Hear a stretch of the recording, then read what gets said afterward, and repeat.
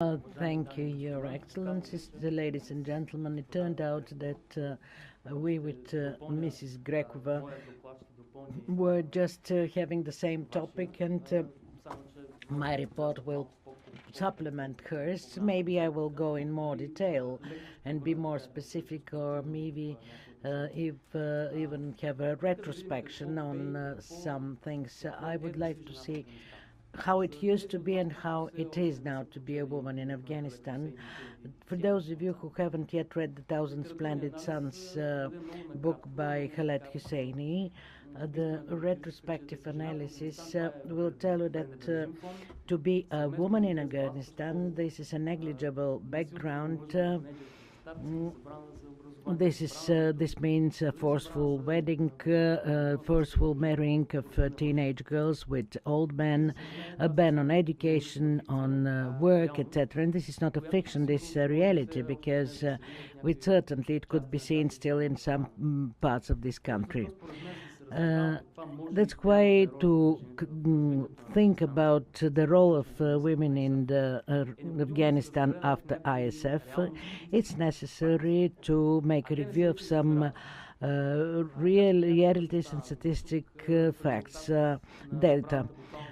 As a result of the ban to be literally human beings introduced by the Taliban, women today have a set percentage of 90% to be illiterate, as opposed to 60% illiteracy of male population. Maybe there is another statistics which is unknown or forgotten in connection with the NATO forces for the past 12 years, is that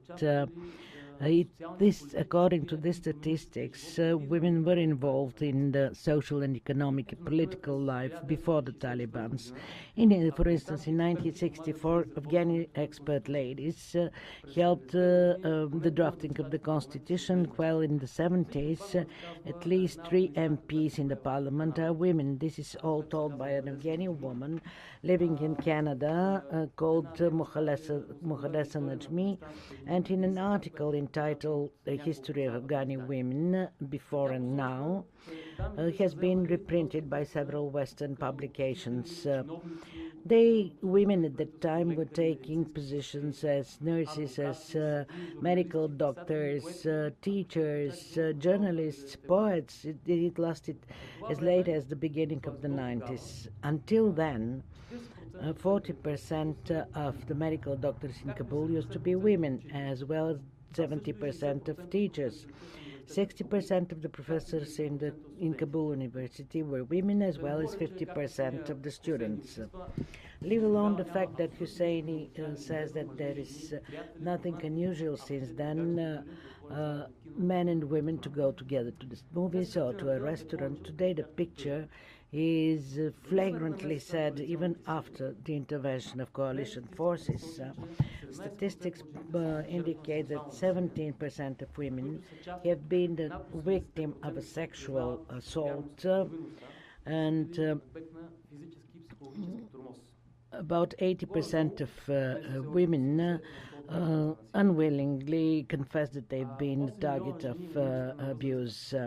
8 million women and girls aged between 15 and 40 are the victims of depression. On the background of these figures, it's hard to believe that under different programs the Afghani government was sending lady nurses to distant regions to vaccinate against cholera, for instance.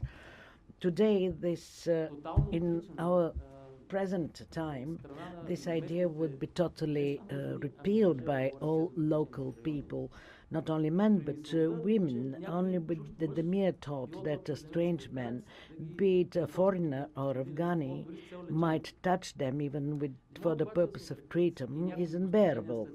So, however, some achievements cannot be denied. In August 2002, the first general in the Afghani army was a woman. Between 25 and 27, there was an MP in the Afghani parliament. In 2005, there is a very interesting fact that the Women Federation of Box was created, while a year earlier, in the summer of 2004, Afghanistan was represented at the Olympic Games in Athens by women. In 2009, the Ministry of Education announced that over 5 million children are going to school, out of which 35 are girls. Of course, on the opposed to this fact, we cannot omit the violent assaults to children when hundreds of children are injured. But let's forget statistics. Let's look at the efforts of the international community to boost the role of women in Afghanistan, because we all agree, because there is no real social and economic development of a country in the conditions of complete discrimination without the involvement of women.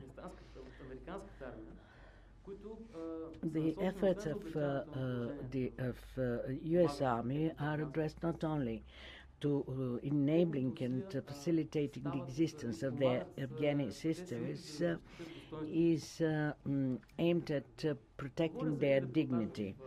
What I have in mind is a coverage in the New York Times newspaper 3 years ago, which tells about two service lady from Afghanistan were walking with an infantry patrol composed of men mainly at 40 degrees heat with all their equipment in a region controlled by Taliban's.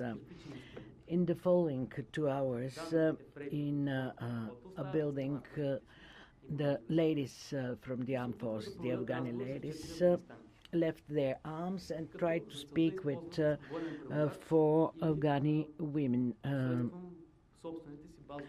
And they were using, tried to use an interpreter, or they used their basic skills in the Afghani language. Of course, the conversation was focused on daily matters. Further, this coverage is telling about the military doctors were trying to help ladies in Afghanistan, and they were forced to carry their checkups via brick wall, without seeing the patient and using an interpreter. In Kabul, for instance, there is a military training center where the newly recruited Afghani women in the armed forces are trained for a week with the intention to become part of the armed forces. And this training carried by UK forces, and the lady who was performing the training, the British one, was placing the emphasis on physical exercises. But besides their physical training, UK trainers were educating women on how to protect their dignity, how to be independent. And this all will be a part of their future role. But I think that there are 2 very easy manners to achieve a good role of women. There is radio broadcasting. For instance, in the region of Kabul, in 2004, started the radio, the voices of the Afghani woman.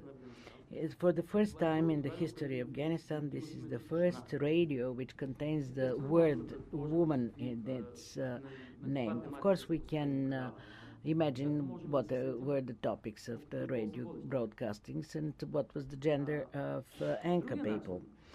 The other means which may be more efficient, in my mind, and which maybe is considered by very few people, is the mobile phone.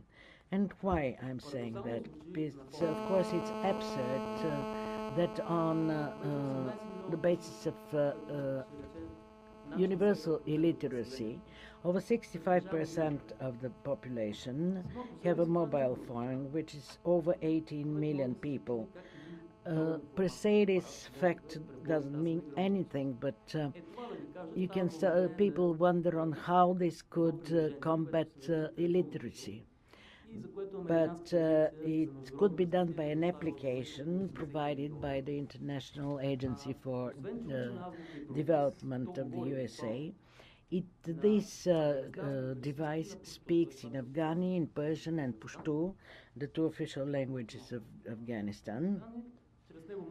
And through it you can learn maths, and as you know, in our contemporary world, no application remains unupdated. So it's got, besides the audio, a video interface which could be installed in any telephone with enough memory and a camera. And thanks to this software, pupils could see and memorize the writing of words. Well, the conclusion is that the renaissance of women in Afghanistan is taking several roads, both traditional and with the help of modern technologies. But of course, always there is the need of software and hardware support by the international community.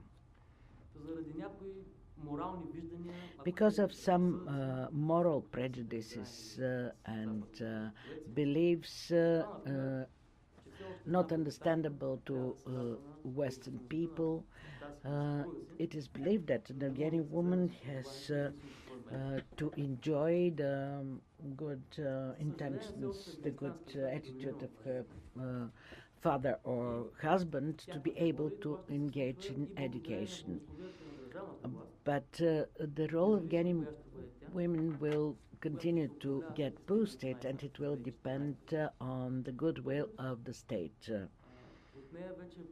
And I think that the road has been paved already, even by the President Karzai, and I'm tempted to mention one of his statements, and this was made yesterday, which amazed me.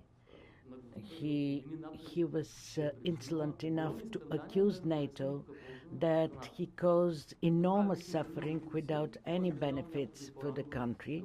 That comes from an interview at the BBC delivered several days before in Kabul.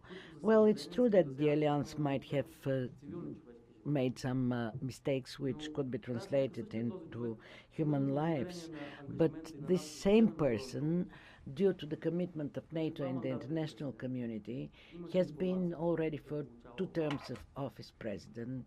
He had received information, money, and now he has the daring to say that for his country to be stable and peaceful, he has to share the power with Taliban, the same those Talibans which are oppressing women and even are depriving them from their